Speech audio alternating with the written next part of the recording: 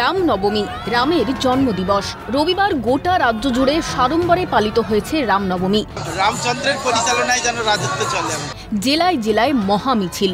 সোমবারও রেশ কাটেনি বেশ কিছু এলাকায়। মঙ্গলবারও উৎসব মুখর বেশ কিছু জেলা। তারকেশ্বরে বিশেষ শোভাযাত্রার আয়োজন করা হয়। তারকেশ্বর রামনবমী উদযাপন সমিতির উদ্যোগে বিশেষ এই শোভাযাত্রা তারকেশ্বর পারমহল মাঠ থেকে শুরু হয়ে চাউলপট্টি মোড়, পদ্মপুকুর মোড়, জয়কৃষ্ণ বাজার হয়ে পারমহল মাঠে গিয়েই শেষ হয়। শোভাযাত্রায় অংশ নেন যাযাবর মহারাজ ও বহু সনাতনীরা।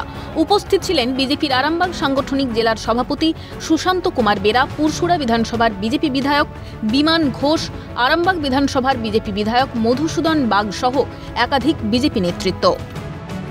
মহারাজ কি বার্তা দেবেন আজকে এই মিছিল থেকে? যেন রাম রাজত্ব হয়, এই রাজ্য যেন রামের রাজ্য হয়। একটাই বার্তা, আপনারা একত্রিত হন, একত্রিত থাকুন, বাড়িতে বাড়িতে গীতা পাঠ করুন, গীতা পড়ুন, কর্ম নিয়ে থাকুন। আগামী দিন ভবিষ্যৎ আমাদের ঐক্যবদ্ধ হচ্ছেন পশ্চিমবঙ্গের বুকে এই মুহূর্তে, যেটা অত্যন্ত জরুরি যে সনাতনীদের ঐক্য প্রতিষ্ঠিত না হলে আমার পশ্চিমবঙ্গ থাকবে না। আমরা যারা সনাতনী হিন্দু ভাই বোনেরা আছি, আমরা সকলে আজকে একত্রিত হয়েছি। আর এই একত্রিত হয়ে একটা বর্ণাঢ্য শোভাযাত্রার মাধ্যমে পুরো হিন্দু সমাজকে ঐক্যবদ্ধতার একটা বার্তা আমরা দিতে চাইছি। কারণ আগামী দিনে এই হিন্দু ঐক্য ছাড়া অন্য কোনো উপায় নেই, কোনো গতি নেই। শোভাযাত্রা জুড়ে মুহুর্মুহু হিন্দুত্ববাদী স্লোগান। শোভাযাত্রায় বিশেষ নজর কেড়েছে খুদে রাম, লক্ষ্মণ, সীতা ও হনুমান।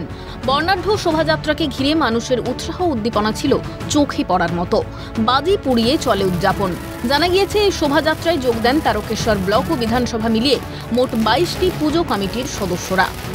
গত পরশুদিন যে রামনবমী গেছে, সেই উপলক্ষে আজকে তারকেশ্বর ধামে আমরা শ্রীরাম উদযাপন সমিতি, শ্রীরাম নবমী উদযাপন সমিতির পক্ষ থেকে শোভাযাত্রা আরম্ভ করতে চলেছি। তারকেশ্বর ব্লকে এবং বিধানসভায় মোট 22টি পূজা হয়েছে।